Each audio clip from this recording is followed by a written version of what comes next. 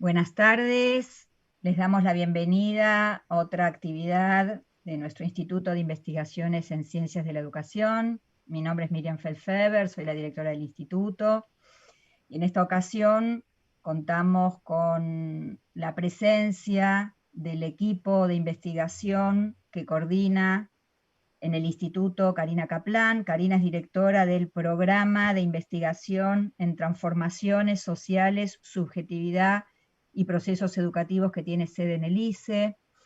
Estos ateneos, ya el equipo que coordina Karina realizó otro ateneo este año, estos ateneos son un espacio habitual de encuentro donde ponemos en diálogo resultados de nuestras investigaciones, nuestros debates.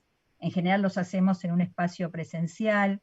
Quienes conocen Filo y sobre todo la sede de Puan, estar en Filo es una experiencia en sí misma, compartir los espacios de Filo, saludarnos, abrazarnos en Filo, pero bueno, como todo este año nos estamos encontrando a través de estos medios no presenciales, estos medios virtuales, en el marco de esta pandemia, que esperamos que prontamente las vacunas ayuden a resolver el problema sanitario que estamos viviendo a nivel mundial, una situación muy dura, muy dolorosa, pero en ese marco siempre una actividad de poner en circulación los conocimientos que producen los equipos de investigación es un momento de celebración, ¿no? Y en ese sentido entonces agradecer a Karina Kaplan y a su equipo por poder poner en circulación resultados de investigación y debates que se están desarrollando en el marco del programa.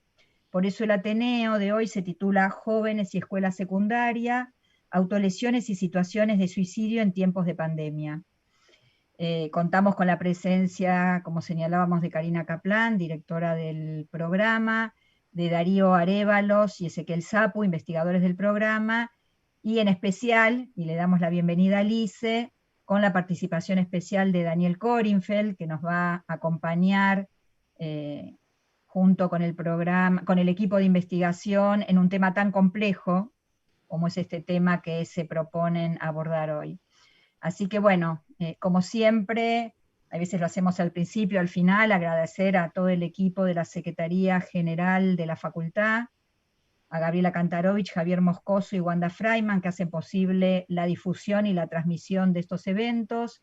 Agradecer obviamente al equipo del ICE y a su secretaria María Inés Mañón, que también apoyan para que estos eventos puedan llegar a sus hogares, a sus espacios, a los espacios en los cuales se encuentran, y comentarles además que una vez finalizada la actividad, queda grabada y queda a disposición de todas, de todos, de todes, el video tanto en el espacio del canal de YouTube de la Facultad FiloUBA como del Instituto de Investigaciones en Ciencias de la Educación. Sin más, para no tomar más tiempo, porque han venido a escuchar acá a la compañera y a los compañeros, le paso la palabra entonces a Karina Kaplan, directora del programa. Gracias, Miriam, por todo el acompañamiento, por la posibilidad de realizar estos ateneos, que como bien vos decías, son espacios de intercambio a partir de nuestras investigaciones para exponer algunos avances, algunos resultados, y siempre tenemos algún invitado especial. Hoy es un lujo a quien tenemos, a Daniel Korinfeld, y vamos a trabajar por nuestro programa de investigación, Ezequiel Sapu y Darío Arévalos, que se han doctorado recientemente, son becarios, y también van a poner a disposición sus resultados de investigación de una temática que, como bien vos decías, Miriam, es muy dolorosa. De hecho, nuestro programa de investigación viene trabajando sobre las violencias en el ámbito escolar, particularmente en relación a la escuela secundaria y a las experiencias estudiantiles, y una de las consideraciones que hemos hecho es que no se puede comprender las violencias en la escuela sin comprender la matriz emotiva que les da sentido. Entonces, en ese sentido, quisiera enfatizar la idea de que el orden social es de naturaleza fundamentalmente afectiva, y que a pesar de este supuesto de que el orden social está constituido básicamente por afectividad, por emotividad, sin embargo, en la tradición de la teoría social contemporánea ha sido una suerte de cenicienta o patito feo, a veces le digo. Quiero decir con esto que la emotividad ha sido de un tratamiento residual. Entonces, ¿qué significa el giro afectivo al que asistimos en el último tiempo? Significa la comprensión de que en las prácticas educativas la emotividad es una de las dimensiones más importantes para entenderlas, y entonces la educación sentimental, que ha sido una suerte de cenicienta en el marco de las ciencias sociales y de las ciencias de la educación en particular, adquieren relevancia, teniendo en cuenta que la estructura emotiva no es una formación dada, sino que es el resultado de un proceso de transformación cultural y de interacción cotidiana. Desde nuestra perspectiva relacional y situacional de las emociones, estas no son solo del orden de lo biológico, sino fundamentalmente son elementos culturales y construcciones simbólicas y por lo tanto históricas y objeto de transformación. Y para empezar, digamos, a plantear algunas cuestiones, antes de darle la palabra a los expositores, quería simplemente dar cuenta de dos supuestos de los que partimos en nuestras investigaciones. Por un lado, que una perspectiva de análisis sobre la vida emocional en la escuela, sobre las experiencias emocionales de las y los jóvenes, dimensión que vamos a transitar en este Ateneo, es que el supuesto es que las formas de comportamiento no son, ni tampoco las disposiciones para seguir, por más asimiladas que las tengamos, no se pueden catalogar como naturales, es decir, son construcciones históricas, construcciones culturales, por lo tanto varía. De ello se desprende que la estructura emotiva es cambiante y necesita ser anclada en procesos sociohistóricos y culturales más amplios.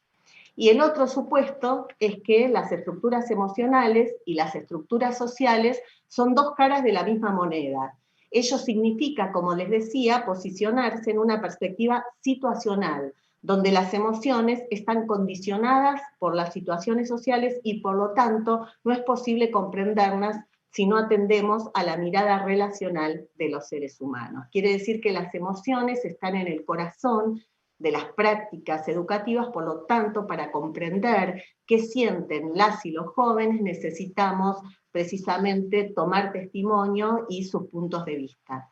Entonces voy a presentar en primer lugar, así armamos este Ateneo, a Ezequiel Sapu, en segundo lugar a Darío Arévalos, que van a presentar los resultados de la investigación en el marco de nuestro programa de investigación sobre transformaciones sociales, subjetividad y procesos educativos, y luego va a hacer una serie de comentarios Daniel Korinfeld, que es profesor del doctorado y la maestría de Salud Mental Comunitaria de la Universidad Nacional de Lanús, es consultor de UNICEF en estas temáticas y es director de Punto Seguido, y está llevando a cabo justamente una capacitación que nos interesó mucho sobre estas temáticas que tienen que ver sobre las autolesiones y las situaciones de suicidio. Son temáticas dolorosas en un tiempo de dolor social, pero nosotros queremos también recuperar el valor simbólico de la escuela y de las interacciones que suceden, incluso en esta presencia simbólica que tiene la escuela, de una escuela sin paredes, donde la elaboración de la emotividad tiene mucho que ver justamente con la capacidad que tiene la escuela de permitir atravesar y acompañar el dolor social, así que también este Ateneo es un reconocimiento al trabajo cotidiano de las escuelas, de las y los maestros, de las y los profesores, de las y los directores y toda la comunidad educativa, también las familias, que ayudan a acompasar el sufrimiento social en el marco de una pedagogía del trauma, pero también una pedagogía de la esperanza. Así que Ezequiel Sapu, que es investigador de nuestro equipo, flamante doctor de Ciencias de la Educación por nuestra facultad, que tiene una larga trayectoria, también es docente de la Cátedra de Teorías Sociológicas, así que Ezequiel, te damos la palabra. Nosotros a Ezequiel le decimos Sapu, así que me disculpan si en algún momento le digo Sapu y no Ezequiel. Sapu. Bueno, muchas gracias, Cari. Muy buena la introducción. Bueno, en primer lugar agradezco la, la- la- la invitación, la oportunidad de estar acá participando como equipo de investigación, como integrante del equipo de esta actividad. También, bueno, Daniel particularmente, que está leyendo y escuchando lo que vamos a plantear, y estamos ansiosos por escuchar también sus comentarios respecto a nuestro trabajo. Así que bueno, mi intención para la exposición es compartir algunos hallazgos relativos a mi investigación doctoral, eh, y pensar en algunas características de las autolesiones en relación a la coyuntura actual, ¿no? A lo que estamos viviendo y atravesando, que fue mutando y que va cambiando día a día. Y bueno, un poco la intención pasa por ahí, ¿no? La investigación, como veníamos diciendo, se enmarca en el trabajo del equipo de investigación que dirige Karina desde el año 2015, cuyo objeto de estudio, ¿no?, son las violencias en el campo escolar desde una perspectiva socioeducativa. Yo inicialmente, cuando empezaba ahí la investigación, me planteaba analizar las relaciones entre el cuerpo y las emociones en los procesos de estigmatización en la vida escolar, pero muy centrado en lo corporal. Bueno, cuando empecé a indagar, a hacer las primeras entrevistas, empezaron a aparecer testimonios donde hablaban los jóvenes de cortes en la piel, de autolesiones, ya sea en primera persona o relatando situaciones de algunos compañeros o amigos o familiares cercanos. Bueno, empezaba a aparecer recurrentemente esto, tal fue así que yo tuve que modificar el instrumento, incluir preguntas relativas a la temática, y las autolesiones formaron parte de mi tesis, ¿no? Ocuparon el lugar de una de las dimensiones de mi tesis, como, porque el campo lo pedía, ¿no? Así de manera como recurrente en las primeras entrevistas, como venía diciendo. Y bien, lo que me permitió además pensar que, por supuesto que cuando uno habla de autolesiones, el cuerpo está involucrado porque es el que sufre la lesión, ¿sí? El cuerpo propio. Pero bueno, yo no podía, bueno, hay un acto de violencia, ¿no?, en el cortarse, y yo no podía dejar de pensar en por qué un estudiante, un joven llega al punto de herirse con un elemento cortante en la piel, ¿no? Y para eso me di cuenta que tenía que empezar a indagar en relación a las emociones, ¿no?, que estaban viviendo, las experiencias emocionales que habían atravesado a estas juventudes, que en muchos casos estaban vinculadas a situaciones de exclusión, de humillación, de estigmatización. Bueno, como decía Karina al principio, no podemos hablar de las emociones como una cuestión exclusivamente biológica, sino que las entendemos desde una construcción social, y lo mismo pasa con los cuerpos, ¿no? Nosotros tomamos los aportes, por ejemplo, de autores como Norbert Elias, que plantea que desde un análisis sociohistórico, con la creación de los estados modernos, la sociedad empieza a cambiar, y al cambiar la sociedad van cambiando también los individuos, y al cambiar los individuos va cambiando también la sociedad. Una relación entre individuo y sociedad que es muy importante y fundamental. Y en estos cambios, ¿sí?, de los individuos, van cambiando los cuerpos y van cambiando también las emociones, ¿sí?, o la forma de pensar. Lo psicológico se imbrinca con lo físico, con lo corporal. Él tiene una cita que dice: a lo largo de la historia y consecuentemente con el entramado de dependencias en que transcurre toda una vida humana, también se moldea de modo distinto la fisis del individuo, en conexión inseparable con lo que llamamos subpsique, ¿no? El cuerpo y lo psicológico y lo físico van cambiando de la mano, ¿no? No puede pensarse uno sin el otro. En ese sentido también tomamos a Bourdieu, que bueno, tiene conceptos como hábitus o exis corporal, donde él entiende al cuerpo humano como un producto social, ¿no? Y él plantea lo siguiente, que las propiedades corporales, en tanto productos sociales, son aprendidas a través de categorías de percepción y sistemas sociales de clasificación que no son independientes de la distribución de las propiedades entre las clases sociales, ¿sí? Él incluye acá esta idea de las clases sociales, una diferente distribución de determinados capitales, que él puede llamar capital emocional, capital cultural, capital económico, y estas desigualdades son importantes porque a mí me pasó en la investigación, cuando fui a buscar, que los jóvenes que son víctimas de estigmatización a raíz de determinadas diferencias sociales, de distintos posicionamientos sociales, manifiestan un sufrimiento, un dolor que nosotros llamamos social, justamente porque, si bien el sujeto o el joven lo sufre internamente y y él es el que está sufriendo ese dolor, es un dolor que tiene que ver con su entorno, con los demás, ¿no? Las desigualdades en los recursos económicos y culturales que pesan sobre las y los estudiantes conllevan a estos sentimientos de exclusión. Y estos sentimientos de exclusión y esta sensación de rechazo que a veces pueden sentir producen lo que nosotros llamamos este dolor social, que en algunos casos para tramitarlo, ¿sí? Tienen que buscar distintas estrategias, entre las cuales una de ellas son las autolesiones, ¿sí?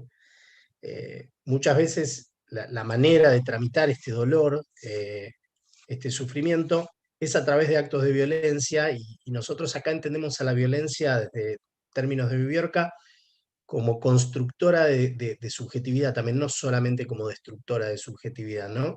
Como él dice, como pérdida de sentido y construcción de sentido, desubjetivación, pero también subjetivación.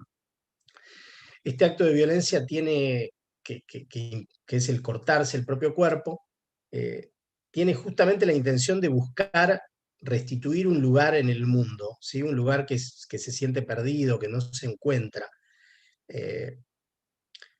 Bueno, este fenómeno que se extendió mucho en la población joven y se ha popularizado con el nombre de cutting, aunque bueno, yo prefiero denominar autoagresión corporal o lesiones autoinfligidas o autolesiones, se caracteriza por cortes en la piel que generalmente se ubican en brazos o muslos. Y se vincula a estas emociones, ¿no? De miedo, de angustia, de dolor, que devienen de no sentirse reconocidos, ¿sí? De sentir un rechazo en las y los jóvenes. Entonces, bueno, un poco la pregunta inicial es, ¿no? Con la irrupción del virus en la vida cotidiana, ¿no? Que hizo que se cortara todo lo conocido y mutara a algo desconocido, ¿no? Lo cotidiano cambió. Es evidente que surgen nuevas emotividades, nuevas experiencias emotivas que se vinculan al aislamiento social, al distanciamiento físico, a la interrupción de la escuela presencial, al volver a la escuela presencial de una manera diferente. También, por ejemplo, no sé, el miedo a las consecuencias de lo que puede significar contagiarse o que se contagie algún familiar, o la vergüenza que puede significar contagiarse el virus y no querer contarlo. Bueno, hay muchas emotividades, y la pregunta es, bueno, ¿cómo afectan estos cambios en las subjetividades de los jóvenes y en las trayectorias, y particularmente en estos jóvenes que se sienten rechazados? Entonces, bueno, yo voy a tomar 4 características que yo hallé, que yo encontré en el transcurso de mi investigación, y que se vinculan justamente con las autolesiones, para preguntarme, bueno, ¿qué estará pasando hoy en esta coyuntura particular en relación a esto? En primer lugar, para comprender el fenómeno de las autolesiones, es importante entender el vínculo, ¿sí? O lo vincular. Los jóvenes, cuando plantean las causas por las cuales, digamos, justifican la acción de cortarse, plantean muchas veces cuestiones que tienen que ver con las relaciones con otros, ¿sí? Eh, por eso también hablábamos de este dolor social. Y tiene que ver con este vínculo entre individuo y sociedad que planteábamos de Elías anteriormente, ¿no? Les leo algunos testimonios para tratar de entender, ¿no? Por ejemplo, este joven dice: por lo que a mí me cuenta una compañera, la mamá mucha bola no le da, dice, o sea, porque ella tiene problemas con su vida, con el novio, y la mamá no le da importancia a eso, y ella se siente mal y se empieza a cortar o cosas así. Otro joven dice: para ella, pero ella tiene problemas también familiares. Ella tenía problemas en el colegio que la molestaban demasiado. En algún lugar siempre vas a tener problemas, sea en tu casa, sea en la calle, sea en el colegio. En cualquier lugar podés tener problemas. Eso es algo que te complica a veces, porque vos vas a un lugar con muchas ganas de ir y llegás y te empiezan a decir cosas, te empiezan a molestar. Te cambia el humor, te empezás a sentir mal. O con problemas que pasan en tu casa de violencia, de que tomen, de que haya muchas discusiones. Eso es algo que te hace sentir mal a vos mismo, te perjudica. Fíjense cómo habla de sentirse mal a raíz de que los pares lo molesten, lo burlen, lo tomen de punto, de sufrir situaciones de violencia en la casa, o inclusive de falta de atención, o de no me da bola, dice, ¿no? No le presta atención. Y acá aparecen, ¿no? Por un lado, yo quería detenerme en los vínculos con la familia, donde, bueno, aparecen estas situaciones de desatención o de violencia inclusive, que son fuertes y que, bueno, me pregunto qué estará o qué habrá pasado en este tiempo de, más que nada al principio, de estar compartiendo el espacio físico tanto tiempo, con la familia, donde hay vínculos conflictivos y bueno, pero bueno, vamos a la pregunta más adelante. Por ejemplo, esta entrevistada cuenta que la hermana se corta, dice, mi hermana se corta porque un novio de mi mamá abusó de ella, teníamos una confianza bárbara, teníamos mucha confianza. Fue el año pasado, cuando mi hermana tenía 12 años. Estaba durmiendo en la cama de mi mamá arriba, se quedó dormida y el novio de mi mamá, su pareja de ese momento, subió y la tocó. Entonces mi hermana se empezó a cortar. No nos contó nada en el momento, nos contó a mí y a mi mamá 8 meses después. Yo le pregunto si esto de cortarse empezó en esa etapa y dice, me dijo que había empezado al mes de lo que pasó, porque dice que no dormía. Yo la notaba rara, pero dije, debe ser porque le está yendo mal en el colegio. Y bueno, ahora tiene todas las cicatrices. Eh, bien. O este otro testimonio de un joven que relata una situación de violencia con el padre, ¿no? Y dice, yo un día me corté por impotencia porque no sabía qué pegarle ya, no sabía qué hacer. Discutí con mi papá, me pegó, me sangró todo.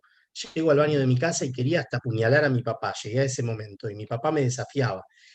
Entré al baño, agarré un cuchillo serrucho, ¿viste esos con los que cortás la milanesa? Y empecé a darme acá, señala el brazo, ¿no? Cortándome con toda la bronca. Bien, acá vemos cómo, digo, el vínculo intrafamiliar y el vínculo con los adultos de la familia son sumamente significativos para las y los jóvenes en su construcción identitaria y en su construcción como sujetos. Eh, lo mismo pasa con los amigos, ¿no? Este joven dice, muchos problemas con amigos, los dos estamos, hace una pausa, tenemos voluminosidad en la panza y eso sí es bullying ya. O sea, engordas, por más que en el momento no te afecte, cuando llegas a tu casa te largás a llorar. Llega un punto en que ya no bancás más nada. Esta chica relata, ¿no? Y cuenta cómo ella se corta con una amiga y comparte esta práctica con una amiga porque la molestan en la escuela. Y fíjense que acá el cuerpo opera en dos sentidos, ¿no? Porque, digamos, sobre el cuerpo es sobre lo que se emite en las burlas, ¿sí? Porque está gorda, ¿sí? Eso dicen quienes la burlan, y el cuerpo es el que termina siendo el destinatario de esta violencia también, a través de los cortes que ella se autoproduce. Entonces, bueno, los vínculos evidentemente son importantes y donde se entablan vínculos conflictivos, me pregunto qué pasará. Uno dice en primer lugar, bueno, en esta situación de permanecer en los hogares y estar tanto con la familia, tal vez compartir otro tipo de actividades, la limpieza del hogar, si llega la tarea de la escuela, la tarea de la escuela. Bueno, ¿qué pasa con esos espacios y ese compartir con las familias donde se ve como intensificado, por lo menos al principio, ¿no? Cómo habrá sido esa convivencia y cómo habrá afectado a estas trayectorias. Y en segundo lugar, con los amigos uno podría tener una hipótesis que, que vaya por el lado de, bueno, se vieron menos, tuvieron menos vínculos, sin embargo, acá hay dos cuestiones que a mí me, digamos, vale la pena preguntarse, que es, bueno, el uso de las redes sociales, donde en este periodo se vio sumamente incrementado y los jóvenes no es algo nuevo, y el ciberbullying, que lo llaman, o digamos, el acoso cibernético, o las burlas a través de las redes sociales, no es algo nuevo, ¿sí? A través del WhatsApp, de los grupos de WhatsApp, es algo que los estudiantes relatan seguido. Bueno, tal vez esa sea la vía por la cual se vio incrementado ahora. Inclusive quienes tuvieron la suerte de poder tener clases presenciales, creo que muchos hemos escuchado esto de aquellos jóvenes que no quieren prender la cámara o que no se animan a mostrarse frente a la cámara o mostrar su entorno por miedo a que los burlen. Digo, yo creo que estas cuestiones han continuado cuando había un vínculo conflictivo y han continuado, y justamente pensando en lo que decía Karina al principio, eh, con mucha mayor dificultad de la escuela para mediar en estas situaciones y de los adultos de la escuela para intervenir en estas situaciones. Por ende, bueno, ¿no? ¿De qué manera, me pregunto yo, de qué manera habrá influido esta modificación en la calidad de los internet, en las emotividades, en las experiencias emocionales de los jóvenes, y cómo habrá afectado esta nueva forma de convivencia y comunicación aquellos vínculos conflictivos? Un segundo punto interesante tiene que ver con la idea de sostén, un poco de Martuchelli. Ahora la explico un poco, ¿no? Pero los jóvenes necesitan y buscan ante este dolor social un reconocimiento, ¿no? Viviorca, digamos, un autor, plantea que el sujeto se constituye en la relación interpersonal entre dos sujetos y también en la relación intercultural o social. El sujeto, para constituirse como tal, precisa de la mirada del otro, ¿sí? Necesita el reconocimiento de un otro. Honneth, en este sentido, plantea que los sujetos requieren permanentemente del reconocimiento de los otros, por lo que su negación los moviliza a la lucha en distintas esferas de sus vidas. ¿Sí? Los estudiantes están constantemente buscando este reconocimiento, que bueno, cuando no lo encuentran, cuando esos vínculos son conflictivos y no se sienten reconocidos, es cuando pueden, digamos, incurrir en estrategias para ser vistos, para sentirse vistos y ser reconocidos, como son las autolesiones. Martuchelli, en este sentido, utiliza el término de soportes o sostén. Dice, uno de los grandes dramas de nuestros contemporáneos hoy es saber cómo hacer para que cada uno de nosotros logremos sostenernos en la vida. ¿Cómo lograr soportar la vida cotidiana? ¿Cómo hacer para que la existencia como categoría desnuda de la vida no te invada?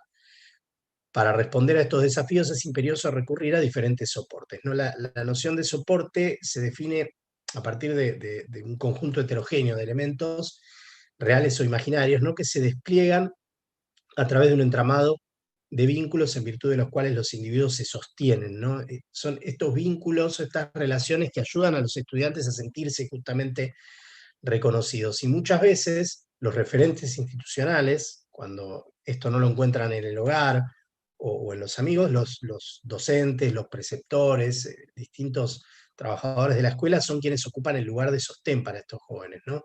Este estudiante, por ejemplo, dice, yo, que relata la experiencia de cuando un familiar había fallecido hace poco, dice, yo me sentía más cómodo hablando con mi preceptora que con los demás, porque decían, nosotros convivimos con la muerte, que esto, que aquello. La muerte es pasajera, que esto, que aquello. Porque yo me sentía mal por el fallecimiento, bueno, estaba de luto, y mi preceptora me entiende porque ella perdió a su papá, y con ella me sentía más cómodo hablando. Me decía, vos te tenés que dar un tiempo. Bueno, acá plantea él cómo no encontraba referente para hablar cuando se sentía angustiado y sí lo encontraba en la preceptora, ¿no? A veces compartir ciertas experiencias, compartir espacios, compartir momentos, brinda esta posibilidad de sentir que esta empatía o que el otro tiene el mismo problema, ¿no? Entonces se puede hablar de esto. Otra joven decía problemas, ¿no? Que es esta misma que antes planteaba este vínculo con su amiga. Dice problemas, o sea, en sí nos hicimos mejores amigas y ahora es prácticamente como mi hermana porque literalmente nuestras vidas son muy iguales. O este otro que decía, a veces hay chicos que también tienen problemas familiares y se sienten re mal, no tienen con quién hablar para desahogarse y decir todo. Yo le pregunto, ¿vos te pasó? ¿Sentís que no tenés con quién hablar tus problemas? No, mayormente sí tengo, con mi mejor amiga, pero con mis familiares no, nunca. Bueno, aparece este sostén a veces encontrado en algún referente institucional, a veces encontrado en algún amigo. Y bueno, acá surge la pregunta de qué pasa también en este contexto, ¿no? Con este tipo de vínculos, porque se pierden unos, se pierden otros, se cambian, se modifican, se ven interrumpidos. Habrá que ver cómo la experiencia de la pandemia habrá afectado a este tipo de vínculos y a esta posibilidad de encontrar un sostén para estos jóvenes, ¿no? ¿Y qué pasa, ¿no? Una pregunta que trasciende la pandemia, pero que hoy puede verse profundizada, es qué pasa, qué sucede con estos estudiantes que no encuentran espacio para sentirse reconocidos, ¿no? Que no logran encontrar este sostén, ¿sí? Que les permita obtener, digamos, sostenerse o mantenerse firmes en esta realidad agobiante y bueno, más frente a estas nuevas emotividades. Un tercer punto, ya llegando casi al final, tiene que ver con la relación entre el dolor, ¿no? Porque hasta ahora hablamos del dolor social y de este dolor emocional, de este dolor psicoemocional, psicosocial que sienten los jóvenes, pero hay un dolor físico, ¿no? Los cortes, digamos, uno se corta la piel y siente un dolor físico. los estudiantes que yo entrevisté, ¿no? Algunos estudiantes plantean una relación entre un dolor y el otro que me resultó sumamente interesante, ¿no? Ellos no hablan de dolor emocional o de dolor social, sino que hablan del dolor de adentro o del dolor mental, lo plantean en esos términos, pero plantean una conexión. Fíjense, acá una estudiante dice, como dijo mi amiga, vos cuando te cortás sentís como otro dolor, no sentís el dolor de adentro. Algo así, pero no te arregla los problemas, ¿no? Dice. Ahora, más allá de no arreglar los problemas, es como que el dolor físico parece tapar, parece ocultar, parece reemplazar este dolor emocional, ¿no? Dice otra estudiante, capaz lo hacen porque piensan que cortándose se les va a ir el dolor que están pasando, ¿no? Cortándose y produciéndose un dolor físico, se va a ir el otro dolor. Eh, o este estudiante que dice, como me dijeron ellos una vez, yo les pregunté, decían que se cortan porque querían ocultar el dolor que sentían adentro. El dolor físico no lo sentían nada, ya llega un punto que no lo sentís. Fíjense, ¿no? El dolor físico, el dolor que produce en la piel, ¿no? Una incisión, parecería ser como que no se siente como tal, no se percibe como tal, sino que muchas veces lo plantean como una sensación de alivio frente a un dolor que es más fuerte, ¿no? O que ellos lo sienten más pesado, si uno quisiera decirlo de otra manera, ¿no? Acá esta estudiante dice, te hace sentir bien por un momento, el dolor físico calma más que el mental, porque en sí el dolor de la cabeza o lo que pensás es constante, constantemente sos esto, sos lo otro, el dolor físico se va.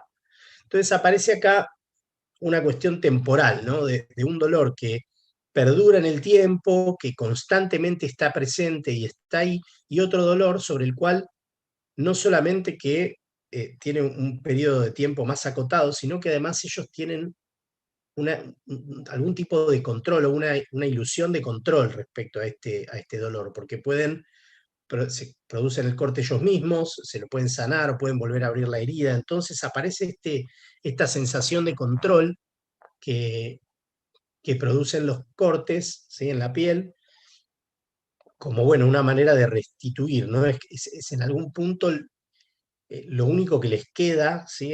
Es su propio cuerpo, ¿sí? Lo demás lo fueron perdiendo y queda el cuerpo como el espacio propio y personal donde poder ejercer algún tipo de control, ¿no? Bueno, en este tiempo, ¿no? Uno de los sentimientos o una de las emociones que más afloró, me parece, con la pandemia es esta idea de la incertidumbre. No saber qué va a pasar mañana, no saber si puedo salir, si no puedo salir, si puedo ir a la escuela, si no puedo ir a la escuela, si me puedo encontrar, si voy a pasar de año, no voy a pasar de año. Digo, me parece que esta cuestión de la incertidumbre, la interrupción de la rutina, de lo conocido, del despertador que sonaba para ir a la escuela todos los días a la misma hora, hizo bueno, se genere esta idea de la incertidumbre, de esta desaparición de lo conocido, de poder anticipar lo que iba a pasar al día siguiente. Y bueno, yo me pregunto, ¿no? Si este incremento en el sentimiento de incertidumbre, ¿no? Cómo afecta o cómo repercute en la constitución subjetiva de las y los jóvenes, ¿no? En esta búsqueda de control, ¿no? En esta necesidad de buscar el control. Y el último punto, para cerrar y para un poco, bueno, también retomar algunas cuestiones, tiene que ver con el lugar de la escuela o qué pasa con la escuela, ¿no? Y las funciones que cumple. Por un lado, como espacio de socialización, es como decíamos o como planteaba en un momento, un lugar y un espacio sumamente importante para vincularse con otros, para encontrarse con un otro, para tener vivencias en conjunto, ¿no? Esto que hablábamos de encontrar un soporte, un sostén que muchas veces la escuela brinda, pero además también la escuela es el lugar donde los jóvenes se sienten seguros muchas veces, las y los jóvenes.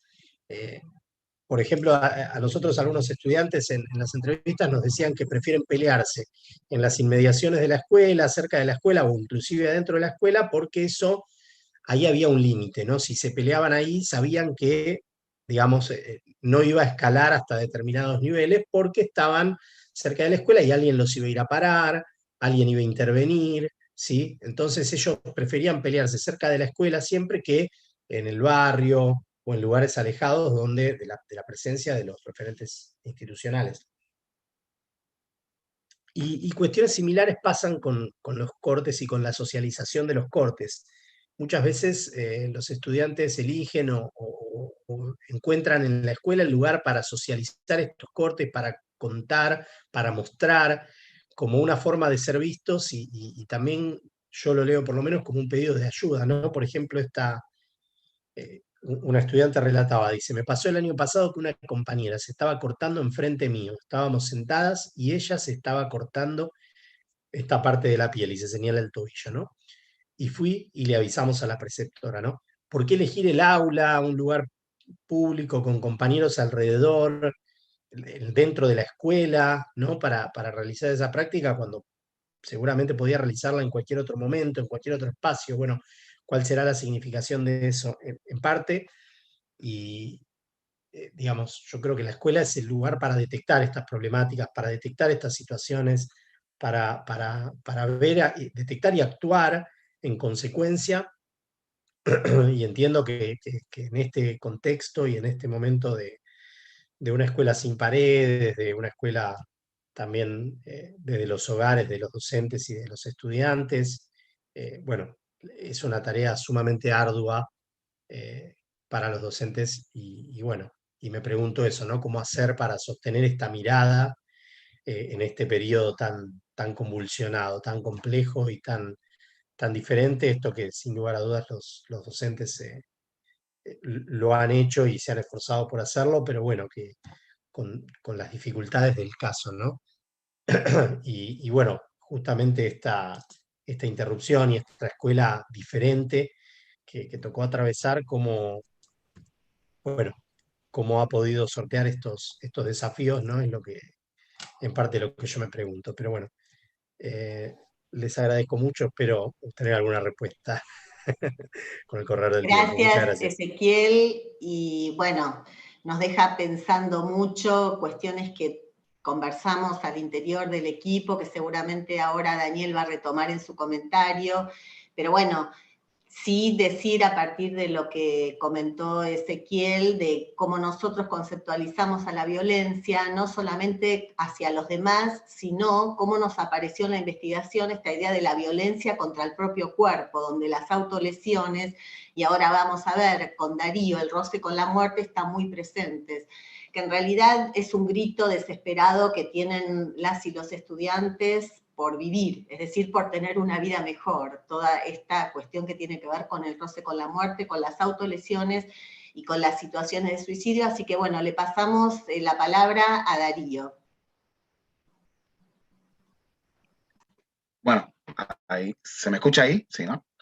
Bueno, en esta ocasión, hecha todas las presentaciones institucionales, también quiero presentar algunos resultados de mi investigación doctoral, cuyo objetivo ha sido comprender las experiencias emocionales de jóvenes estudiantes de dos escuelas ubicadas en zonas urbanas periféricas de la ciudad de La Plata,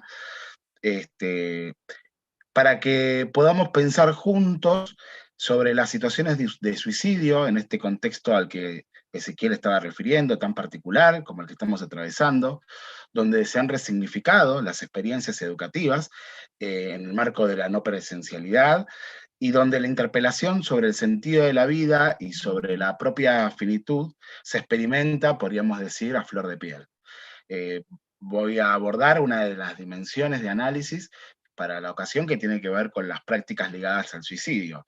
En primer lugar, el suicidio es una problemática muy compleja y multicausal, debido a que intervienen factores o elementos socioculturales, históricos, antropológicos, y digamos, y en los últimos tiempos ha sido una problemática relevante, a tal punto que en los datos de la Organización Mundial de la Salud señalan que es la segunda causa de muerte en la población de entre 15 y 29 años, y en nuestro país también es la segunda causa de muerte en la población juvenil, que de los años 90 se triplicó, hecho por el cual en los últimos años han aparecido algunas normativas a nivel nacional, como la Ley de Prevención Nacional del Suicidio en 2015, como también en las jurisdicciones, las distintas jurisdicciones del país, que dan cuenta de la relevancia de esta problemática.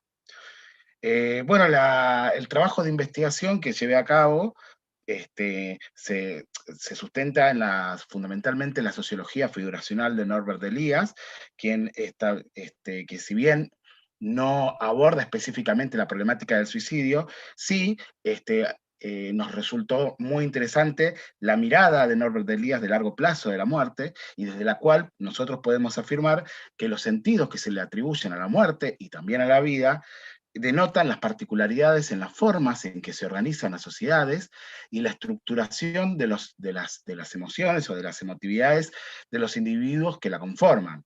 Elías establece una vinculación interesante entre el pensamiento sobre la muerte, la forma en que la experimentamos y los sentidos que construye el individuo acerca de la vida, justamente vinculada al valor social que ocupa en la sociedad. Elías afirma que, bueno, que las sociedades modernas, individualizadas, los procesos de individualización, de alguna manera, hace que las personas creamos o que construyamos una imagen distorsionada acerca de que existimos con independencia del resto de la gente. Esto puede ser muy interesante para pensar lo que sucede en la actualidad con tanto discurso meritocrático, ¿no? Esta idea de que los objetivos que nosotros nos proponemos los podemos realizar independientemente de la conexión con otras personas. Elías va a decir que esta es una imagen distorsionada, es una imagen falsa, que lo que hace es aislarnos entre los individuos cada vez más. Entonces, los procesos de individualización que se traducen muchas veces en el orgullo por la independencia y por la capacidad de actuar autónomamente, encuentra su contracara en la vergüenza que sienten parte de la población o de los individuos que cuentan con menor valía social debido a las condiciones materiales y socioafectivas en las cuales construyen su subjetividad. En este sentido, en una obra interesante que es Las fuentes de la vergüenza de Gablejac, afirma que el sufrimiento de la población se profundiza cuando los individuos no pueden llegar a ser lo que quisieran ser, cuando ocupan un lugar a los que se los descalifica, en los que se los invalida, y asumen que la existencia, digamos, asumen la negación de la existencia. Esta negación de la existencia puede constituir justamente la base de prácticas de violencia, justamente como manifestación del sinsentido. Por eso, la lucha que los grupos sociales llevan a cabo, o los grupos sociales que han sido menospreciados, que están siendo menospreciados y que llevan a cabo por ser reconocidos, de alguna manera expresa la necesidad constitutivamente humana que tenemos de poder sentir en nuestras propias operaciones, parafraseando a Axel Honneth, como valiosos y capaces en la sociedad de la que formamos parte. Bueno, las juventudes, o parte de ella, digamos, se encuentran ante la posibilidad de construir su propia valía social, debido justamente a los imperativos sociales basados en la posesión de bienes materiales y simbólicos como baluartes de la dignidad y el reconocimiento. Y esta falta de valor social puede conducir a que los jóvenes se manifiesten mediante prácticas de violencia que puedan estar orientadas a la autodestrucción. En mi tesis doctoral he podido dar cuenta acerca de una red de sentimientos que se entrelazan en relación a la muerte y que se ponen de manifiesto en las dinámicas sociales e institucionales donde los jóvenes construyen su subjetividad. Una de las dimensiones de análisis, como dije en un principio, son las prácticas ligadas al suicidio, en donde he utilizado este término para referirme no solamente, para referirme a todos aquellos comportamientos que suponen poner en riesgo la propia integridad, aunque no todos culminen con la propia muerte. Entonces, las prácticas ligadas al suicidio incluyen tanto los intentos de suicidio como el suicidio propiamente dicho. El deseo de no seguir viviendo de los estudiantes remite a una crisis personal que los conduce a querer desaparecer, aunque sea por un momento, por no poder soportar el malestar de vivir. A este respecto, una estudiante, mujer de 6º año, nos decía: si en tu vida estás sola, no tenés posibilidades, es muy difícil sentir que la vida vale la pena. Y yo creo que te suma problemas en todo, porque es como que al sentirte así, sin ganas, no le ves importancia al estudio ni a nada. Si no tenés nada, tu vida no vale nada, te decís a vos misma. ¿Qué sentido tiene vivir? Acá pasa mucho. Son muchos los que se van de la escuela y terminan tirados por ahí, drogados, o se terminan matando, ¿no? Esta idea de la existencia como carente de sentido remite a una experiencia de subjetivante ante la dificultad material y simbólica que atraviesa a muchos jóvenes de poder establecer objetivos para la propia vida y poder alcanzarlos, ¿no? A este respecto, podemos decir que hay una profunda implicación entre los sentimientos de muerte y el significado de la vida, en donde los jóvenes muchas veces ponen en juego la posibilidad de no ser, de ser o no ser, a través de la construcción de una narrativa que los sobrepase y que los sobreviva. Incluso la propia muerte puede significar como la puerta de salida frente al sufrimiento. A este respecto, un estudiante varón de 5º año nos decía: conozco un caso de intento de suicidio en mi escuela anterior, el mío. Me quería cortar con un vidrio, me lo quería clavar en el cuello delante de todos. Porque uno me preguntó sobre mi mamá y nadie se dio cuenta que mi mamá murió y no paraban de burlarse. Estaba cansado ya y tratando de aguantarme, hasta que un día rompí un vidrio, agarré un trozo y me lo quise clavar en el cuello. Dije que no quería vivir más, que estaba cansado de todo, que me dejen en paz. Me quisieron detener, pero casi me lo clavo por completo. Tal como lo mencionamos anteriormente, el desarrollo de ciertas prácticas, que las prácticas ligadas al suicidio pueden estar, pueden significar intentos, en realidad, no de llegar a la muerte, sino, en todo caso, de buscar anestesiar al cuerpo y desaparecer provisoriamente del mundo, ¿no? Aunque ello puede desencadenar incluso a forzar ese pasaje, digamos, ¿no? Una estudiante, mujer, de 6º año nos decía: mi amiga, la que te conté antes, tomaba medicamentos y le dio un paro cardíaco. Entonces todo fue bastante fuerte. No era la primera vez que lo hacía y esta vez se le fue la mano, se pasó. Muchas personas llegan a esto por problemas de la infancia, por problemas familiares, también las opiniones de las personas. Hay gente que le afecta muchísimo, me parece más por el lado psicológico de no servís para nada y todo ese tipo de cosas. Mira hacia abajo y llora. Bueno, los relatos hasta aquí presentados nos permiten interpretar esta ruptura que se experimenta entre el universo interior y el lazo social, ¿no? La pesadez del malestar de vivir conduce a los jóvenes a refugiarse sobre sí misma durante un tiempo prolongado para protegerse ante una realidad desbordante, ¿no? Que muchas veces lleva a los jóvenes a buscar llevar al propio cuerpo a un sueño profundo del que a veces no se logra despertar. En nuestro trabajo nos hemos preguntado qué sucede con el sentido de la vida de las y los jóvenes frente al suicidio de un par generacional. De qué manera se elabora el sufrimiento que ocasiona una pérdida significativa de la propia vida. Las narrativas estudiantiles que hemos recabado a lo largo de nuestro trabajo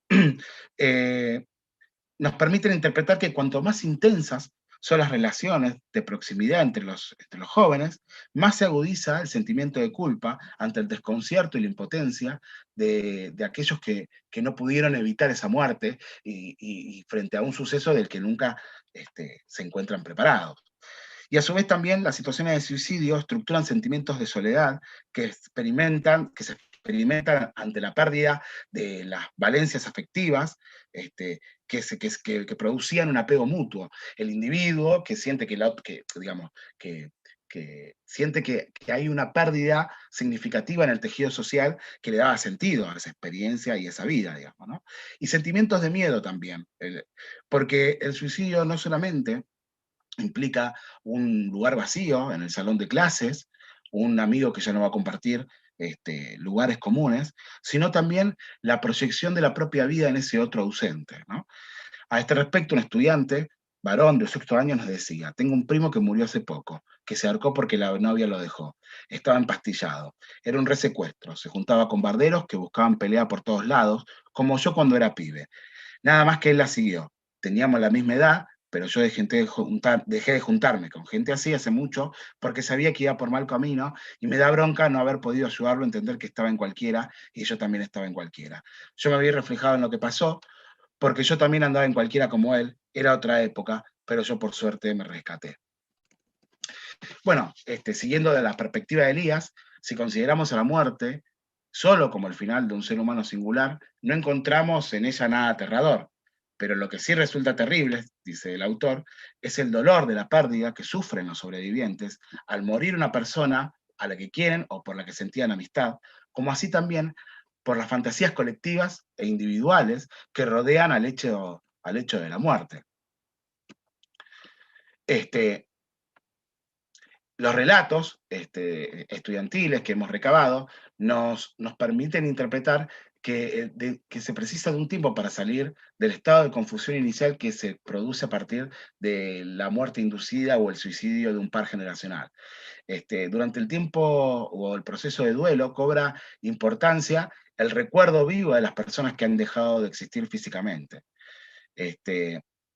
Por eso consideramos que la producción de la memoria es un elemento significativo en el proceso de constitución identitaria frente a esta situación de la muerte de un otro, ¿no? Por eso nos hemos preguntado por las relaciones de sentido entre el acto de recordar y los procesos de subjetivación. Los estudiantes destacan la importancia de la red vincular, fundamentalmente amigos, compañeros de escuela, familiares, adultos responsables de la escuela, que mediante el hecho de poner en palabras acontecimientos que han sido dolorosos, se instituyen como un soporte, recuperando la noción de soporte y de sostén al que estaba haciendo referencia Ezequiel recién, como un soporte afectivo para poder elaborar el presente y conformar una narrativa de futuro.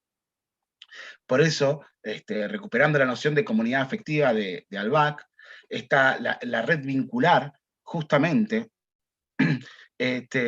permite,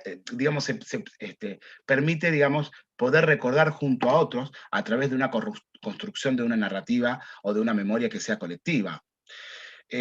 Nos hemos preguntado cuáles son las prácticas o cuáles son los espacios donde los jóvenes producen justamente memoria frente a la muerte de un otro. Y hemos encontrado que los espacios virtuales se han convertido en uno de los espacios privilegiados para obtener no solamente el reconocimiento de los demás, como que estaba manifestando recién Ezequiel, sino también para poder tramitar junto a otros las propias angustias existenciales, tales como el suicidio de un par generacional. Una estudiante mujer de sexto año nos decía: trato de recordarla siempre. Igual, la última vez que posteé algo en Facebook fue a principios de este año. Me sentía muy mal, entonces decidí escribirle y decirle que le extrañaba, que si pudiera volver el tiempo atrás, trataría de ayudarla a ver que las cosas pasan por algo, pero que matarse nunca es la solución. Recibí muchos comentarios de apoyo de su familia y de mis amigos. Me sirvió un montón para darme cuenta que no tenía que sentirme culpable, porque fue su decisión. Igual no se puede volver el tiempo atrás, son cosas que me salieron de adentro. Le agregué unas fotos en las que salíamos juntas, aunque ella no las pueda ver, al final me hizo sentir bien. Un estudiante varón de sexto año nos decía: fuera del colegio tuve un amigo que se suicidó, se llamaba Federico. No fui a despedirlo, sabía que iban a estar los padres, que nunca se preocuparon por él y seguro que iban a estar llorando como si no tuvieran nada que ver. Ellos nunca se preocuparon, yo no iba a ir para pelearme. Me sentí un poco culpable de no poder haber estado ahí y creo que a Fede también le hubiera gustado que esté. Por eso cuando puedo subo fotos con él a su perfil de Facebook, prefiero recordarlo así. Bueno, podemos decir en términos generales que el uso de las redes sociales ha ocupado como un lugar muy importante como mediadora entre los vivos y los muertos, fundamentalmente entre los jóvenes, para elaborar el sufrimiento y el dolor, donde interactúan con otros, donde reciben comentarios de apoyo de amigos, de familiares, y también nos convoca a preguntarnos a nosotros por los espacios de socialización de los jóvenes, que están atravesados justamente por estas situaciones de sufrimiento, ¿no? Para ir cerrando, vamos a decir que los sentidos, o para comprender los sentidos juveniles sobre la vida y la muerte, es preciso que podamos dar cuenta de las profundas imbricaciones entre las condiciones materiales y simbólicas de existencia y la estructura emotiva que se configura a partir de estas. Las vidas estudiantiles que aquí hemos expresado brevemente expresan la fragilidad de la existencia contemporánea y su resonancia en la dinámica de la cotidianidad escolar. A este respecto, coincidiendo con Karina Kaplan, el tránsito por la escuela representa una experiencia de intensa carga emocional. La escuela es percibida por las y los jóvenes como un soporte afectivo fundamental. Los distintos actores que la componen asumen desafíos y contradicciones de intentar paliar parte de la miseria de la condición estudiantil. El sufrimiento que conforman las experiencias de vida de numerosos estudiantes resulta difícil negar, y más en estos contextos, ¿no?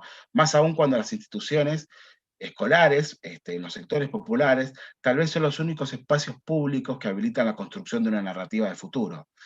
La muerte de un compañero que compartía espacios comunes en la vida escolar demanda a las escuelas resignificar prácticas institucionales para que el tránsito por la misma se pueda construir en una experiencia biografizante. Por eso, para ir cerrando, nos hemos preguntado también por el lugar que ocupa la escuela para los estudiantes ante situaciones de suicidio. Una estudiante mujer nos decía, de quinto año nos decía, nunca se tocan estos temas, es como que los adultos están ciegos, parece, o bien saben y no hacen nada. Hay muchísimos casos de suicidio y por ahí esta situación que te digo, que nadie hace nada. Y eso influye mucho, porque si vos estás mal, porque alguien de tu entorno murió, porque lo mataron o porque se suicidó, estaría bueno que te escuchen. No te digo que hablemos todo el día de eso, pero poder conversar entre todos sería mejor. Un estudiante varón de sexto año nos decía, en la escuela pude hablar un par de veces con con el preceptor sobre la muerte de Fede, en los recreos sobre todo. Subía y hablaba con él. Es importante que en la escuela puedas hablar de estas cosas, pero lo tenés que buscar vos. O sea, en la escuela nos dicen siempre, si alguien necesita hablar, bueno, vos vas y si te sentís en confianza, contás lo que te pasa. Pero no todos tienen la iniciativa para hacerlo, y si no decís nada, nadie sabe lo que te pasa. Por eso, en la escuela, además de eso, deberían poder hacer charlas para que los que no se animan a ir a hablar por sí solos puedan ir. Bueno, la vida afectiva de los estudiantes, en este sentido, precisa ser abordada a partir de los vínculos significativos donde despliegan su humanidad, digamos, ¿no? La intervención institucional frente al sufrimiento demanda la edificación de lazos de confianza que permitan dotar de sentido a la experiencia social. Por eso consideramos que las instituciones escolares juegan un papel central en las expectativas que estructuran a las y los jóvenes.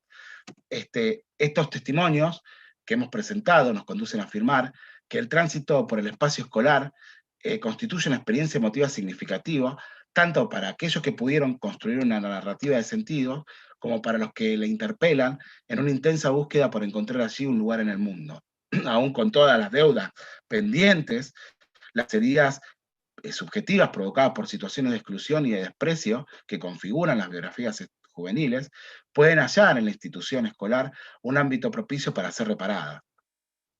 Por eso los vínculos intra e intergeneracionales que se tejen en la escuela y que han sido valoradas por las y los entrevistados en la investigación que hemos llevado a cabo, se convierten en un sostén afectivo crucial a la hora de recuperar el deseo de vivir el presente y de poder imaginar un futuro posible. Gracias, Darío. Qué importante el lugar de la escuela en la restitución subjetiva que también traía Ezequiel, y qué importante las narrativas del sufrimiento para poder ser elaboradas en las escuelas. Así que bueno, vamos a escuchar a partir de estos relatos de investigación que hicieron Ezequiel y Darío de nuestro equipo de investigación a Daniel. Bueno, muy buenas tardes. Primero agradecerles la invitación para participar en esta charla, en esta conversación. Se han planteado muchísimas cosas, todas muy interesantes. En el tiempo que tengo voy a hacer algunas puntuaciones, pero en principio, la verdad que saludo la posibilidad de este espacio porque, por la invitación de Karina, la participación de Ezequiel y Darío, porque este tema es de gran relevancia para la vida de nuestros jóvenes, para la vida de los estudiantes, de los educadores y la vida cotidiana en las escuelas, ya que es un tema que lamentablemente se está expresando hace ya bastante tiempo con cierta regularidad, con mucho más que en otras épocas y seguro con más de lo que quisiéramos.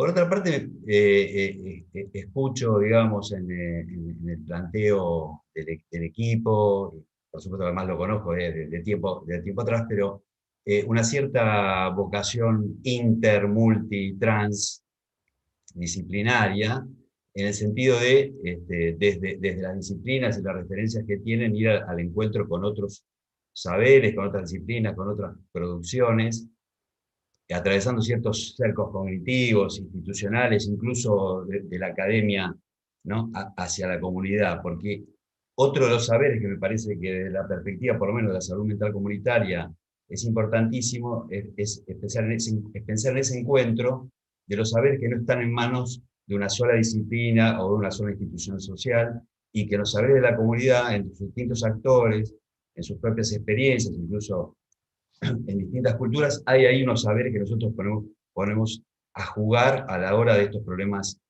psicosociales. Y en ese sentido, escucho en lo que ya leyeron, pero creo que es como una orientación importante, la necesidad de articular lo psíquico con lo social, lo individual con lo colectivo, lo macro con lo micro, esas divisiones que todavía nos habitan y que son obstáculos para avanzar sobre las vías para avanzar sobre los problemas concretos que nos preocupan.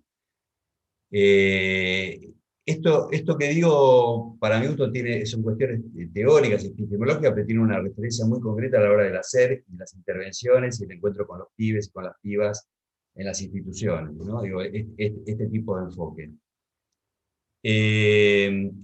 Digo, algunas cuestiones sobre autolesiones, situaciones de suicidio que me hicieron, digamos, me resonaron en función de lo que han comentado, compartido, y luego un poco en relación a las intervenciones, que es un poco lo que Karina también me planteaba, como, bueno, pensar un poco cómo intervenir en la escuela.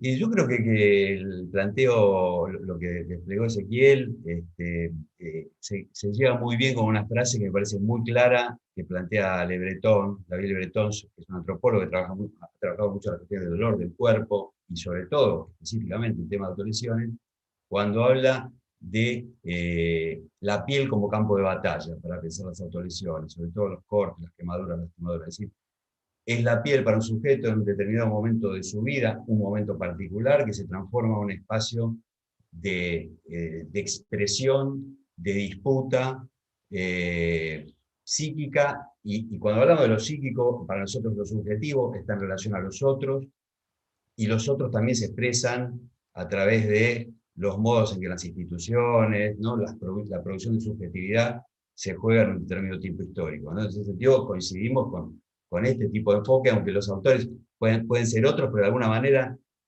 si rompemos esa articulación de alteridad e institucionalidad, nos quedamos en una visión individualizante o exclusivamente psiquiatrizante, digamos, de lo que estamos hablando. Y digo esto, me voy acordando de algunas cuestiones que por ahí no dije antes. La verdad que en esta facultad, desde estas cátedras, meterse con estos temas, que son como, comillas, patrimonio, digamos, ¿no? de la salud mental, de la psiquiatría, me parece que es muy importante. Refuerzo esta idea, porque además son temas que, como sabemos y vemos, son bastante rechazados por la angustia y la conmoción y la disrupción que producen, en todos, ¿no? Entonces, esta idea de la piel como campo de batalla, respecto de que en un momento particular, que es la adolescencia, que es un momento de resignificación y reconfiguración identitaria, y en un momento de vulnerabilidad, como todos sabemos por muchas cuestiones, y en un momento donde el lugar del otro, como plantea Ezequiel en relación a dos palabras, que puede ser sostén, que puede ser soporte, que puede ser andamiaje, que cada uno de nosotros tenemos a la hora de constituirnos subjetivamente, bueno, hay fracturas, hay interferencias, hay escenas y situaciones que hacen que alguien en un momento se encuentre en una encrucijada tal que no pueda encontrar a través de las palabras o de otro medio un modo de aliviar ese sufrimiento subjetivo que tiene en esos momentos. Y encuentra en esa situación de corte de lastimadura, una salida transitoria y por supuesto fallida respecto de eso que está viviendo.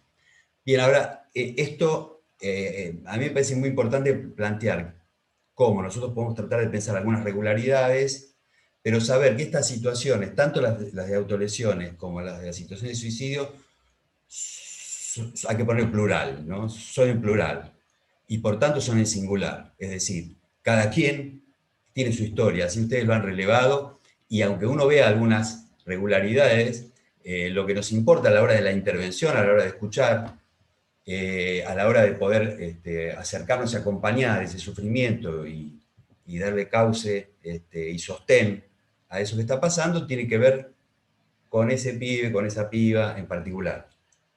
Entonces, esta tensión me parece que es fundamental tenerla en cuenta, y no quiere decir que no sigamos investigando en términos de regularidades, de resonancia, de representaciones de significados, ¿no? Sin embargo, me parece que a la hora de intervención, tener esta idea de que una situación de autolesión o una situación de intento de suicidio no es igual a la otra, aunque encontremos algunas regularidades. Porque, bueno, es obvio, ¿no? Cada uno de nosotros es intransferible, lo que nos pasa es irrepetible, es absolutamente impar, ¿no? Pero además, en esta cuestión de las autolesiones, hay ahí distintos niveles de impulsividad y de control o descontrol respecto de esas cortes, ¿no? Entonces, efectivamente, la situación clásica tiene que ver con esos cortes en los antebrazos, es una casi ritualizado, controlado, pero en la serie de las cuestiones que vamos encontrando están otras situaciones mucho más riesgosas. Todas son riesgosas, pero algunas están mucho más cerca de un pasaje al acto que puede terminar en una serie que sea con el suicidio. Es decir, las situaciones de autolesiones no necesariamente van a devenir en situaciones de suicidio, pero también es cierto que algunas sí, son antecedentes y son señales que podrían darnos, que son unas advertencias fundamentales para prevenir situaciones de suicidio. Digo algo que seguramente ya todos sabemos, sin embargo lo quiero decir ahora antes de olvidarlo, quizás, que parte del tabú que tiene un conjunto de significaciones vinculadas con la muerte, también tiene que ver con las autolesiones, y no podemos hablar de eso, y de hecho, en general digo, también hay muchos relatos de jóvenes que dicen, si el otro va a poder soportar eso que yo voy a contarle, por ejemplo, que yo me corto, si va a poder, sin horrorizarse, digamos, sin espantarse, sin patologizarme inmediatamente, incluso podría ser la expresión. Entonces, es importante esta sensibilización de los adultos, la posibilidad de soportar, de sostener, de hablar de estas cuestiones, porque una dificultad es que no se quiere hablar de esto, y si no se quiere hablar de esto, no se quiere escuchar sobre esto. Y si no se quiere escuchar, el otro no va a encontrar el modo ni el momento para que se pueda dar poner algún tipo de palabra de lo que a alguien le está pasando. Entonces, digamos, hablar de autolesiones, hablar de suicidio, no provoca autolesiones, no provoca suicidio. Sé que lo sabemos, pero me parece que es una consigna que no podemos dejar de repetir. Muy por el contrario, preguntar sobre eso en un contexto de confianza, cuidadoso, delicado, de acompañamiento, alivia al otro en la posibilidad de poder decir alguna palabra o mucho más respecto a lo que le está pasando, ¿no? Esto creo que es algo importante y nos pone en la pista de cuál es la línea de la intervención frente a estas situaciones. Digamos, entonces hay una serie de consideraciones quizás que provienen más de la clínica respecto de los niveles de riesgo de algún tipo de autolesiones o de otras, cuando son más impulsivas, menos impulsivas, cuando se repiten, cuando son ritualizadas, cuando se dejan ver o se ocultan absolutamente, pero digamos, creo que ese tipo de cuestiones hasta cierta medida sí se pueden compartir entre los educadores, Pero cuando pensamos en las intervenciones, lo que pensamos es, diríamos, principalmente en instituciones que vayan sensibilizándose y poniéndose en disponibilidad, no solo para estas cuestiones, sino para un conjunto de cuestiones, de sufrimientos de los pibes que hoy están apareciendo, que hace mucho están apareciendo en las escuelas, y en la medida que está esa disponibilidad, va a estar para situaciones de todo el abanico de sufrimientos subjetivos que aparecen en nuestros estudiantes. Quiero quizás mencionar algo puntual sobre el tema de las situaciones de suicidio. Me parece, solemos decir, y ahí en el relato una chica decía, bueno, él o ella lo decidió, ¿no? Entonces, ahí hay una atribución es una interpretación, interpretaciones que en general tendemos a poner, es uno de los efectos, digamos, de cuando ocurren estas situaciones, que es tratar de interpretar y dar sentido a algo que también tenemos que admitir que es enigmático. Es decir, las situaciones de suicidio, si bien cada época le plantea, puede intensificar, tal como ustedes lo vienen planteando, hay algunos, digamos, valores o disvalores de la época, tendencias, marcas que intensifican ciertas cuestiones, también es cierto que es algo que acompaña al ser humano en distintas formaciones socioculturales y sociohistóricas. Entonces, también tener esa atención y allí pensar que, sobre todo en la adolescencia, en la juventud, la noción de decisión o de elección consciente es muy específica. Y más bien, ustedes, tanto Ezequiel como Darío, lo iban planteando todo el tiempo, lo que se juega en ese momento son encrucijadas, que están encrucijadas subjetivas, que tienen más que ver con la idea de dotar de sentido una existencia o de reducir un sufrimiento, que de verdaderamente tener una idea de acabar con la vida. Parece lo mismo, pero no lo es, ¿no? Digamos, hay un matiz de tal modo que siempre hay una oportunidad de que esa señal más o menos visible, audible, sea tomada por otro. En este caso, sea tomado por un adulto significativo, por un adulto referente, que pueda hacer algo con esa señal, con esa llamada. Entonces, interesa pensar un concepto que en el psicoanálisis plantea como ambivalencia, ¿no? Entonces, donde hay todo el tiempo hay al menos dos valencias en juego en esto que va ocurriendo. No es una decisión ni voluntaria ni de una sola dirección, digamos así, que eso no está allí marcado. Pensando dos cuestiones, ¿no? Pensando en las instituciones, pensando en las escuelas,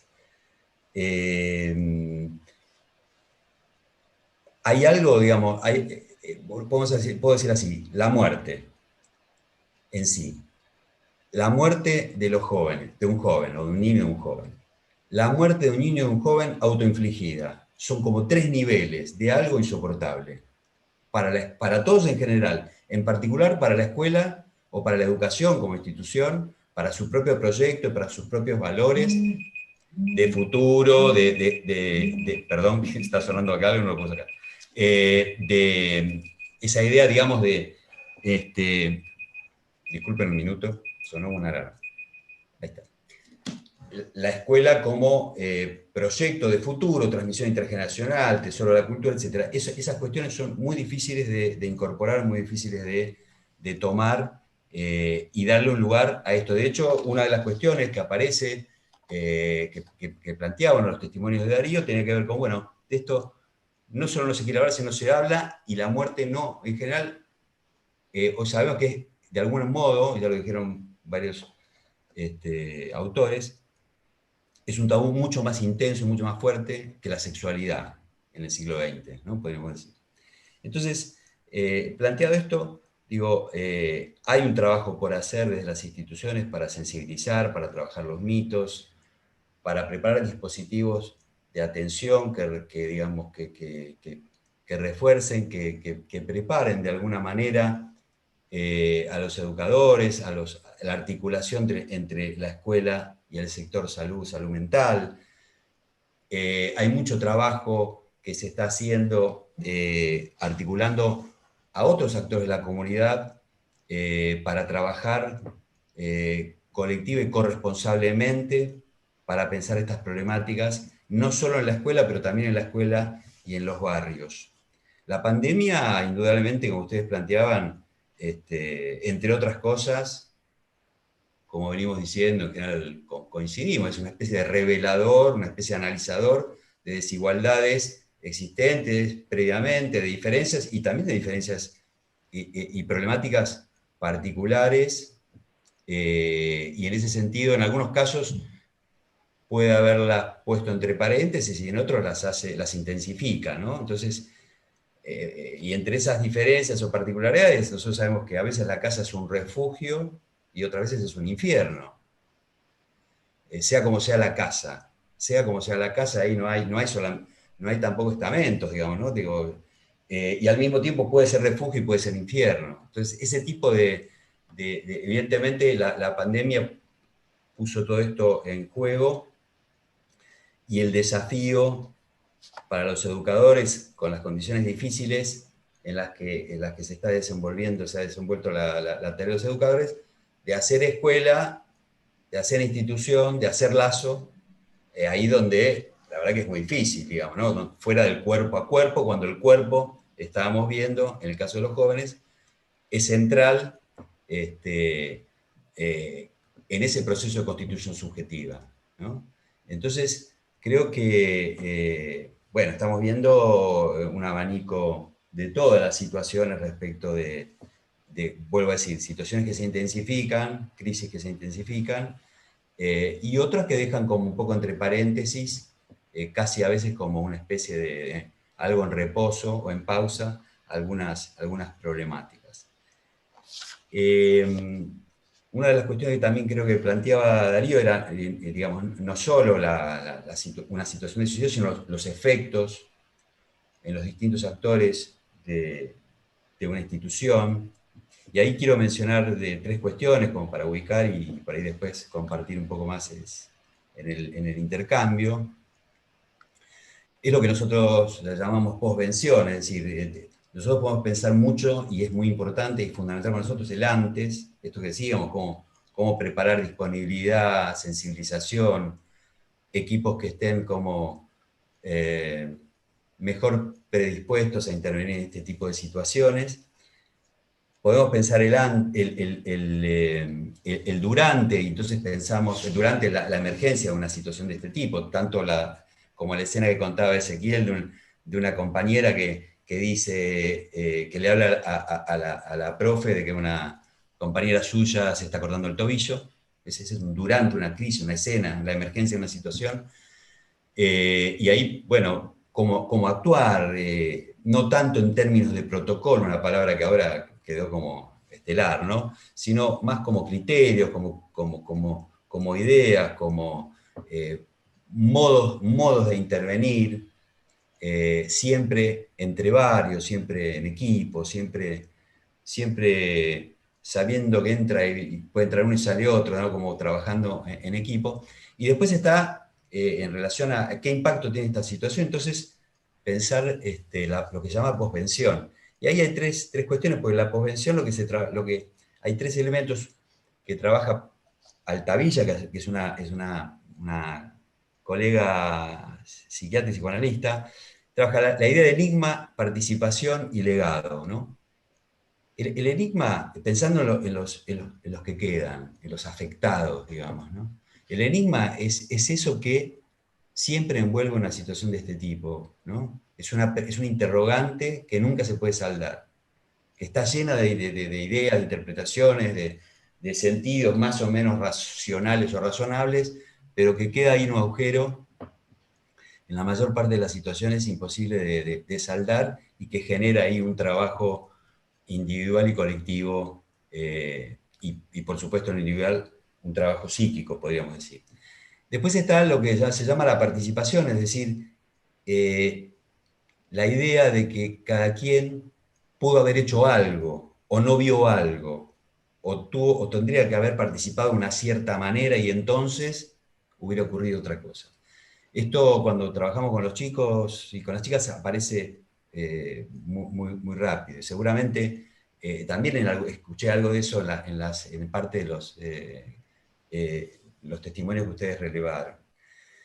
Y por último, el legado, es decir, en el sentido de que, bueno, qué consecuencias va a tener para mí, para él, para todos, para la escuela, ¿no? Entonces, estas tres cuestiones son fundamentales para pensar también el después. Y mencionar otra cuestión que tiene que ver con, y muy interesante esto que contaba Darío respecto de cómo las redes, así como sabemos que tienen incidencia fuerte a partir del acoso y los problemas de reconocimiento en relación a la vulnerabilidad de los adolescentes y sobre todo en los púberes, también aparecen espacios, digamos, como de memoria, ¿no? Transmitía Darío, espacios digamos, donde ahí se puede ir, nosotros diríamos, del psicoanálisis, tramitando, elaborando algo de eso que se llama el duelo y que tiene un tiempo de trabajo que no se puede fácilmente estimar, ni calcular, ni pronosticar. Y bueno, para todo esto hay cuestiones para pensar, para producir en cada escuela, así como en una época, ahora son las redes, en otra época se hacía una suerte de sitios como de altares, lugares donde se recordaba a los compañeros que se habían suicidado. Entonces nosotros planteamos una serie de ideas sobre eso, en el sentido de que sean transitorios, de cómo los adultos pueden acompañar de un modo activo esos procesos de acompañamiento después ¿no? Después de la emergencia de una situación de suicidio. Bueno, son muchas cosas que se podrían comentar, pero me detengo aquí y por ahí surge alguna cuestión para seguir conversando. Gracias. Gracias, Daniel. Primero, agradecer a todas y todos los que están participando del Ateneo a través de la transmisión de YouTube de la Facultad Nuestra. Los saludos son de Posadas, Neuquén, Entre Ríos, Córdoba, Rosario, Salta, Lezama, San Martín de los Andes, Lanús, de Brasil y de Medellín, Colombia. Así que bueno, nos están llegando y están interactuando también en relación a lo que se está mencionando, que efectivamente, digamos, tiene que ver con la pregunta acerca de el valor que tiene la escuela en la tramitación de estas formas de dolor social, de sufrimiento social, qué pasa con el sentimiento de soledad de las y los estudiantes. También están recuperando, y me parece que es bien importante de lo que decían los tres, trabajar sobre la idea de la posibilidad de la restitución subjetiva, de la aparición de la memoria como forma de restitución subjetiva. Cuando trabajamos con Darío respecto de estas narrativas de las muertes de un par generacional en la escuela, la perspectiva de los derechos humanos nos sirvió básicamente para entender cómo la memoria opera, para ayudar a reparar justamente simbólicamente esas heridas y esa ausencia, cómo el recuerdo es una forma de presencia. Así que bueno, siguiendo las tradiciones de los ateneos de la facultad, luego de el comentario que ha hecho Daniel, que es nuestro invitado especial, de las exposiciones de Ezequiel y de Darío, les vamos a dar la palabra unos minutos para que puedan hacer un comentario general, ambos dos, y después Daniel, para que vos puedas cerrar con algo que te haya quedado o que surja de lo que ellos comentan. Ezequiel, entonces.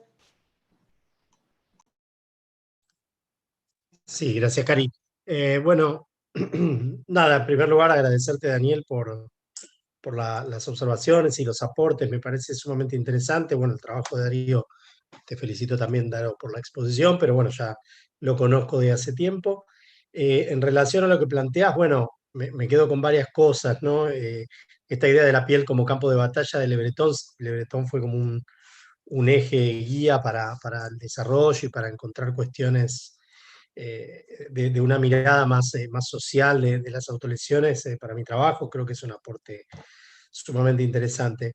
Me suma mucho y me quedo pensando en esta idea de ambivalencia que traes en relación a la noción de decidir. Justamente nosotros, yo por lo menos para algunas cuestiones en mi trabajo, tomaba algunas cuestiones tuyas en relación con esto y me parece interesante. No había reparado en este concepto de ambivalencia, pero justamente en preguntarnos, ¿no?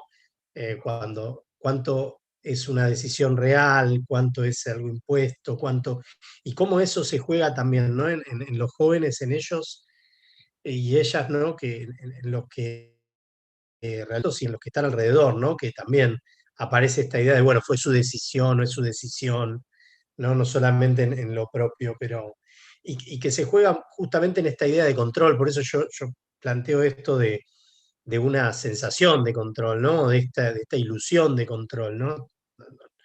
No lo tengo teóricamente del todo definido, pero como una cuestión que no es algo, no es un control real que ellos obtienen, sino que es esta sensación de alivio que es provisorio y, como vos decías, fallido, ¿no? Al realizarse un corte. Así que eso me parece interesantísimo y bueno, invito a seguir pensando interdisciplinarmente, que me parece que es sumamente enriquecedor. Nosotros tratamos de hacerlo lo más posible porque bueno, a partir de ahí uno se va enriqueciendo mucho más en la mirada y creo que para pensar la intervención algunas cuestiones del pensamiento interdisciplinar son sumamente importantes. Agradezco, Daniel, tus comentarios nuevamente y las observaciones muy valiosas. Gracias.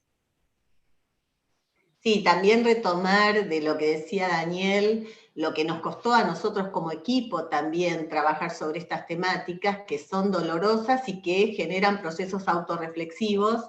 En un momento justamente nos preguntábamos acerca de qué es lo que está sucediendo con estos niños, con estos jóvenes, con estas jóvenes que se autolesionan, como vos decías, Daniel, que están quizás en situaciones en el hogar conflictivas, incluso atravesadas por violencia. Entonces, también estas situaciones de suicidio que en el sistema educativo se están incrementando, por lo menos las ideas de roce con la muerte aparecen incrementadas, entonces, bueno, también nos motiva a seguir transitando un camino que, insisto, si bien doloroso, es necesario porque hay una confianza en la capacidad que puede tener la escuela de permitir simbolizar estas formas de dolor social. Así que Darío, ¿querés comentar qué te pareció la intervención de Daniel? ¿Algo que te hayas quedado para decir? Bueno, en primer lugar, agradecerte, Daniel, por los comentarios, por los aportes, por la mirada que me permite pensar. Estuve tomando nota de varias cosas que dijiste y voy a tratar de cerrarla con una idea general, pero básicamente porque, bueno, mi trabajo de investigación no se centró específicamente en el suicidio, sino en las experiencias emocionales alrededor de la muerte y las prácticas y situaciones de roce con la muerte, y me gustaría el día de mañana poder profundizar acerca de la cuestión específica acerca del suicidio, y me quedo pensando en esta idea que hablaba sobre el enigma, ¿no? Porque así como la muerte, decías vos, la muerte es un tabú, y en la escuela es un tabú en relación al proyecto escolar, digamos, y al proyecto escolar que siempre piensa en el presente y a futuro.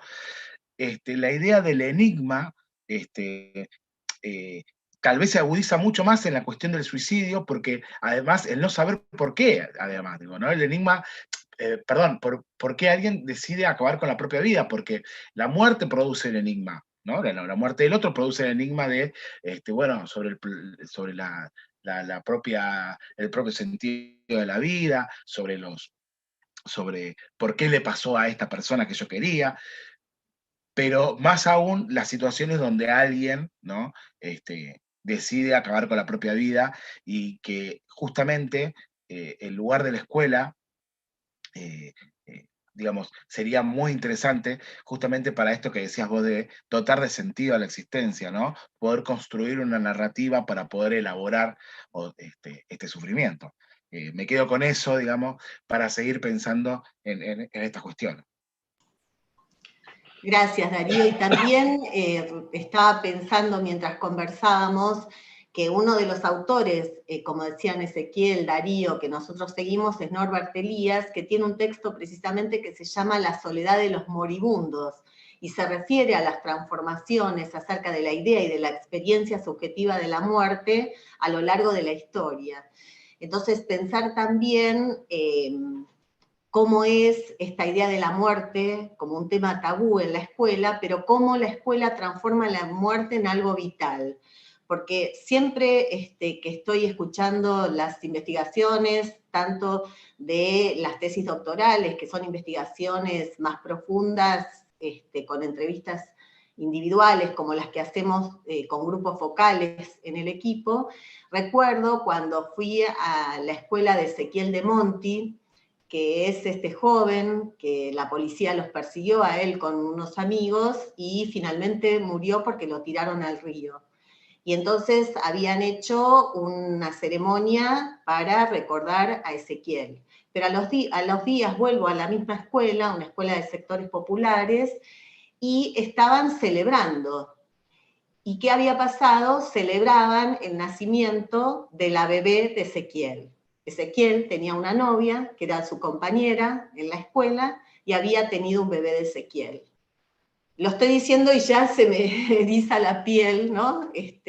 Como la piel también decías que es el locus de la identidad para Le Breton. Bueno, entonces, ¿cómo la escuela puede transformar ese elemento que tiene que ver con la muerte en una experiencia vital? Y eso es lo que rescatan los jóvenes acerca del valor simbólico que tiene la escuela. Creo que en estos contextos sigue manteniendo ese valor simbólico. Así que no sé si, Daniel, querés hacer un comentario.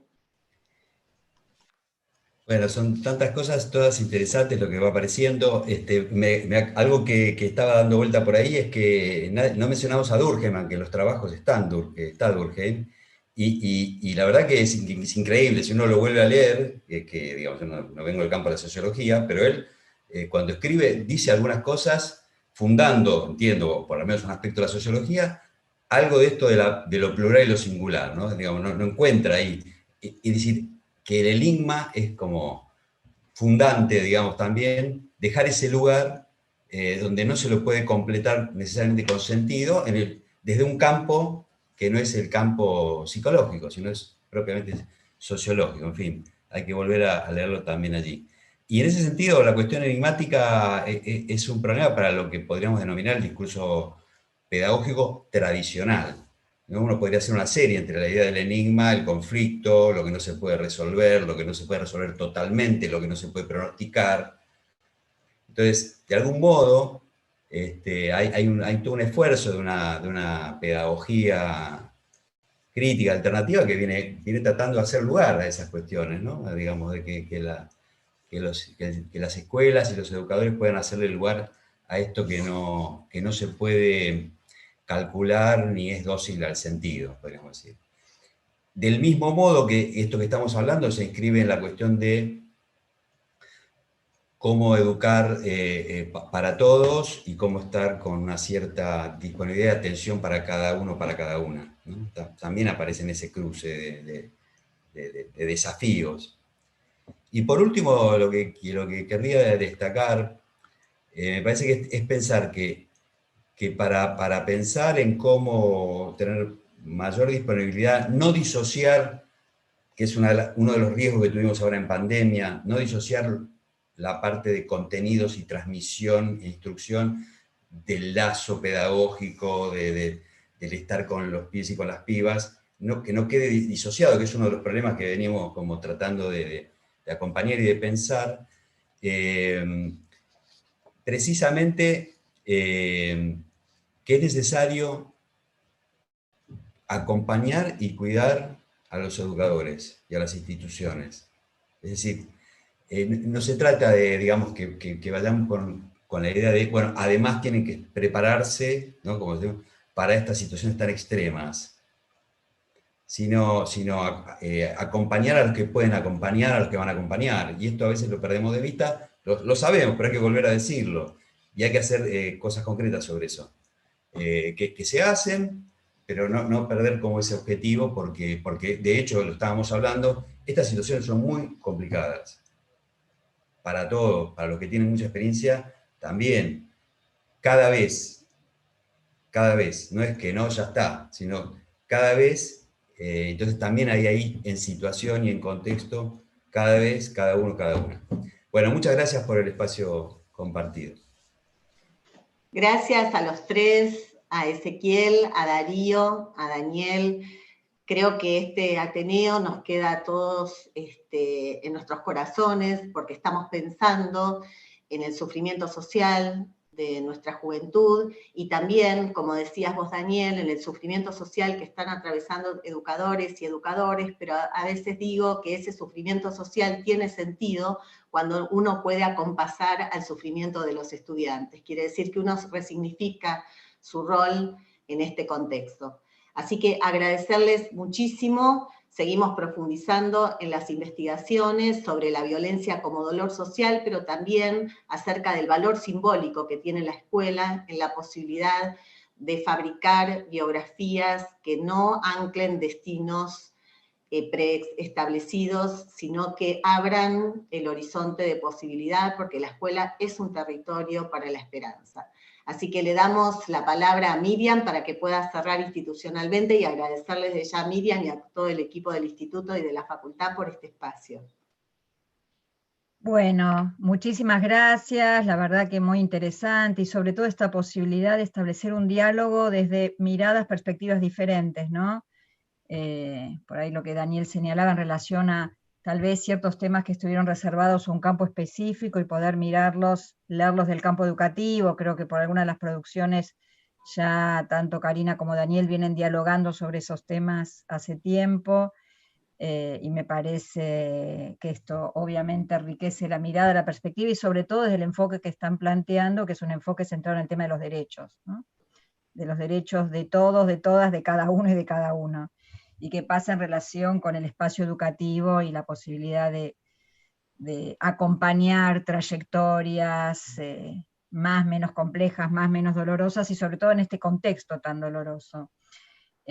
Así que bueno, agradecerles en primer término a Daniel como invitado externo a que se haya sumado a participar del Ateneo y realmente compartir sus reflexiones y su experiencia, ¿no? Reflexiones basadas en una larga experiencia.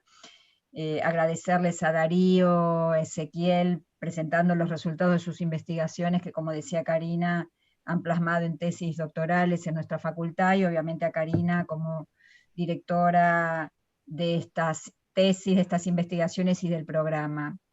Simplemente me quedaría, bueno, comentarles que tenemos todavía algunos ateneos de aquí a fin de año que organizan los equipos, justamente hablando de trayectorias.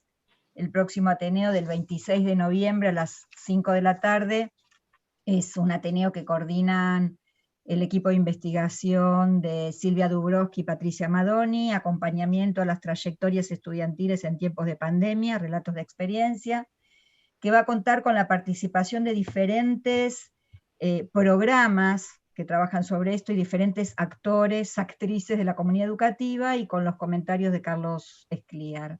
Así que bueno, agradecerles a todas, a todos que están del otro lado de la pantalla, que estuvieron acompañando este Ateneo, a quienes van a acompañar después el video y poder recuperar las reflexiones que aquí se plantearon. Y bueno, decimos, tenemos que seguir cuidándonos entre todas, todos. Estamos viviendo situaciones muy complejas, muy dolorosas. La salida es colectiva, nunca es individual. Así que bueno, nos seguimos encontrando en estos espacios. Un abrazo fuerte para todas y todos.